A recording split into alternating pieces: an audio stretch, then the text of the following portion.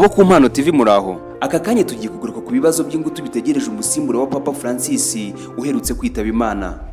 Burya nubwo dutekereza yuko wa mwanya ari uw'icyubahiro nk'uko muri Kiliziya Gatolika bakunze kubigarukaho kuri hari nyir'ubutungane, ntabwo apfa gutekereza ko Papa ashobora kuba nawe aba afite ibibazo byinshi cyane biba bimureba. Muri ibi bibazo ni ibihe?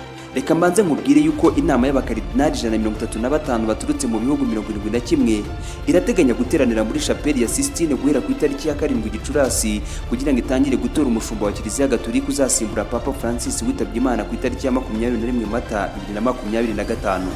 Nitora biteganyijwe ko rishobora kutarenza iminsi 3, ariko ibi bikaba mu gihe umukandida yabona 2/3 by'amajwi y'abagize inteko itora no munsi umusimbura wa Papa Francis yaba yamenyekanye. Umusimbura wa Papa Francis afite ibibazo byinshi bimutegereje byugarije Kiliziya Gatolika y'abayoboke barenga miliyari ku isi. Muri ibyo harimo icy'ubukungu, kugabanyuka kw'abayoboke i Burayi ndetse n'impaka ku mahame. Bitewe no kutaboneka kw'amafaranga akenewe mu ngengo y'imari ya Kiliziya Gatolika, Papa Francis yasabye ko hashyirwaho komisiyo yo ku rwego rwo hejuru ishinzwe gushakisha imisanzu hirya no hino mu isi. Kiliziya Gatolika iheruka gutangaza ingengo y'imari yayo mu mwaka 2022, ariko babiri baganiriye n'ibiro ntaramakuru Reuters bagaragaje ko hagati y'umwaka ushize yagize icyuho cy'amafaranga agera kuri miliyoni 94 z'amadolari y'Amerika. Mu mwaka 2022 umuyobozi ushinzwe imari muri Kiliziya Gatolika yagaragaje ko icyo gihe ikigega cya pansiyo cyagize icyuho cya miliyoni 631 z'amadolari, kandi ngo iki kibazo gishobora kuba cyarakomeje gufata intera. Padiri Thomas Lese wo muri Leta Zunze Ubumwe za Amerika yagaragaje ko icyo cyuho kiri mu ngengo y'imari ya Kiliziya Gatolika gishobora kugira ingaruka zikomeye mu nteko y'abakaridinali bateganya gutora Papa mushya. Uyu musaseridoti wo muri Leta Zunze Ubumwe za Amerika yagaragaje ko bitewe n'iki kibazo abakaridinali bashobora gutora umukandida uzibanda ku murimo wo gukusanya amafaranga aho kuba umushumba. Aganira na Reuters yagize ati, bagiye gutora umuntu uzakusanya amafaranga si umushumba. Abayoboke ba Kiliziya Gatolika baragabanyutse mu myaka ishize ku rwego mpuzamahanga, bava kuri miliyari 1 na miliyoni 38 mu mwaka 2022 baramanuka bagera kuri miliyari na miliyoni 4 mu mwaka wakurikiyeho. Amerika ifitemo 64.2%, Uburayi bukageramo 39.6%. Ubwo ngubwo iyi ni impuzandengo y'ukuntu abakristo ba Kiliziya Gatolika bagiye bagabanuka. Icyakoze abayoboke mu bihugu byinshi byo ku mugabane w'Uburayi bari kugabanyuka n'abasaseridoti n'ibiyongere nk'uko byifuzwa. Mu ntangiriro 2025 inama y'Abepiskopi mu Budage yagaragaje ko abasaseridoti 25 aribo bimitswe muri iki gihugu mu mwaka 2024, bahamya ko ari umubare muto wabayeho mu mateka. Abepiskopi mu Budage bagaragaje kandi ko abayoboke bagera ku 321 bavuye muri Kiliziya Gatolika mu mwaka 2024, kandi ko ubu bari munsi ya miliyoni 20 mu gihe hafi 50% by'abatuye muri iki gihugu babaga ari abayoboke ba Kiliziya Gatolika. Ubu Ubudage butuwe n'ababarirwa muri miliyoni 83. Abasesenguzi bagaragaza ko kugira ngo Kiliziya Gatolika yongere kwigarurira abayoboke bari kuyivaho, ikeneye umushumba wemera ko iyo gizabutumwa rikwiye kujyana n'ibihe bigezweho, kuko guhabana kwabyo ariko gutuma bamwe bajya mu yindi miryango ishingiye ku myemerere. Papa Francis yitabye Imana amaze gushyiraho komisiyo ebyiri zasimburanye, aziha inshingano zo gusuzuma niba abagore batahabwa inshingano y'ubushumba muri Kiliziya Gatolika. Ibyo ntibyari bisanzwe kuko ubusanzwe zihabwa abagabo gusa. Papa Francis kandi yasabye ko abaryamana bahuje igitsina batajya bahizwa ku mugisha w'Imana, asobanura ko Imana yemera kwakira abantu bose yaremye. Gusa bamwe mu bashumba bo muri Kiliziya Gatolika bagaragaje ko bidakwiye. Cardinal Greg Mura uri mu batsimbariye ku mahame ya kera ya Kiliziya Gatolika aherutse gutangariza ikinyamakuru ya Repubulika cyo mu Butaliyani ko Papa mushya adakwiye kugira imyumvire nk'iya Papa Francis. Mura yavuze ko Papa Francis yavangaga amahame ya Kiliziya Gatolika, ashimangira ko abantu bakwiye gushyigikira urushako rw'umugabo n'umugore aho kuba urw'abahuje igitsina. Ibi yashaka gusa nk'ahavuguruza Papa ku cyemezo yafashe. Abayoboke bategereje kumenya umusimbura wa Papa Francis ndetse n'imyumvire afite kuri iyi ngingo.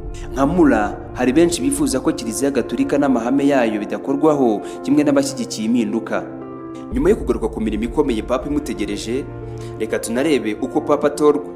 Amategeko ya Kiliziya Gatolika ateganya ko hari ibigomba gukorwa mu gihe cyo gutora umushumba mukuru wa Kiliziya Gatolika ku isi iyo yitabye Imana cyangwa yeguye.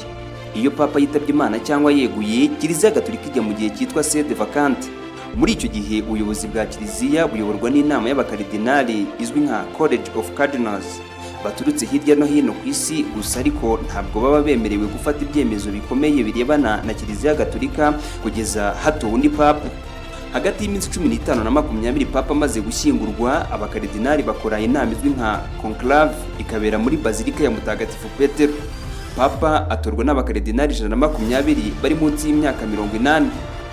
Kugeza ubu Kiliziya Gatolika ifite abakaridinari bagera ku 135 bakiri mu nshingano ndetse n'abari mu kiruhuko cy'izabukuru, aho bose hamwe ari 252. Ukurikije ibisabwa nibo bemerewe gutora gusa, ariko Papa Paulo wa gatandatu yashyizeho itegeko rivuga ko abakaridinari 120 aribo bemerewe gutora papa.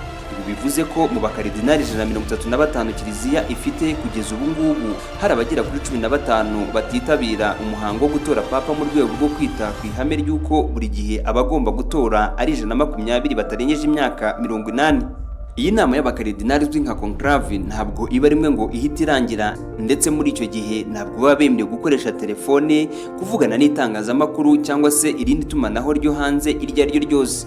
Ibi bikorwa kugira ngo Roho Mutagatifu akomeze abayobore muri icyo gikorwa, ndetse kugira ngo hatagira aho bahurira n'abantu barimo n'abanyapolitike bashobora kubaha amahitamo y'uwo bagomba gutora.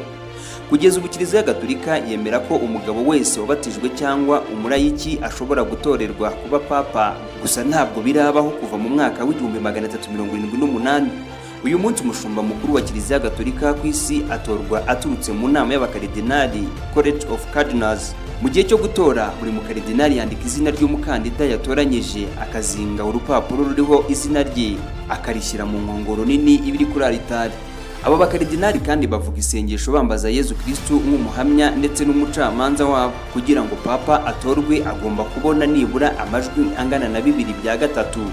Iyo ntawe ubonye amajwi ahagije, amatora arahagarara, abakaridinari bagasenga, nyuma bakayasukura kugeza igihe papa abonekeye. Ibi bishobora kumara iminsi, ibyumweru, ukwezi cyangwa se imyaka. Buri tora rikozwe iyo nta muntu ugize amajwi angana na 2/3, udupapuro abakaridinari batoriyeho baraducagagura, bakatuvanga n'amarangi y'umukara, bakadutwika, hanyuma mu cyumba batoreyemo hakazamukiramo umwotsi w'umukara, bikagaragaza ko nta papa uraboneka. Muri icyo gihe cyo gutora papa, ku mbuga ya bazilika yitiriwe Mutagatifu Petero haba hari imbaga y'abakirisitu Gatolika bategereje kumenya papa mushya ugiye kuyobora Kiliziya. Buri munsi hakorwa amatora inshuro 4, 2 mu gitondo, andi 2 akaba nyuma ya saa sita. Hashobora kuba amatora inshuro runaka kugeza igihe umwe mu bakaridinari abonye 2/3 by'amajwi kugira ngo atsinde. Iyo abakaridinari bakoze amatora inshuro zigera kuri 33 zose nta papa mushya uraboneka, bahita bafata abakandida 2 bagize amajwi menshi kurusha abandi, maze hagakorwa andi matora, ugize amajwi menshi muri abo bombi akaba we uba papa. Iyo umwe muri abo bombi amaze kubona amajwi asabwa, uyoboye inama y'abakaridinari amubaza ibibazo 2. Ikibazo cya mbere aramubaza ati: "Wemera itorwa ryawe nk'umuyobozi w'ikirenga wa Kiliziya?" Ikibazo cya kabiri yongera kumubaza, aramubaza ati: "Uzitwa nde?" Iyo abyemeye ahita aba umushumba mukuru wa Kiliziya Gatolika ku isi, maze bagafata za mpapuro batoreyeho bakazitwika bazivanze n'amarangi y'umweru, maze mu cyumba batoreyemo hakazamuka umwotsi w'umweru, bisobanuye ko papa noneho amaze gutorwa. Icyo gihe umuyobozi w'inama y'abakaridinari arasohoka agahagarara ku ibaraza rya bazilika yitiriwe Mutagatifu Petero, maze akavuga amagambo yo mu Kilatini ngo Habemus Papum, bisobanuye ngo dufite papa. Agahita atangaza amazina ye asanzwe ndetse n'izina yihitiyemo ry'abapapa. Papa umaze gutorwa ahita yambara ikanzu y'umweru, nawe akaza kuri rya baraza agatanga umugisha ndetse akageza ijambo rye rya mbere ku bakirisitu Gatolika abagiye kuyobora mu buzima asigaje.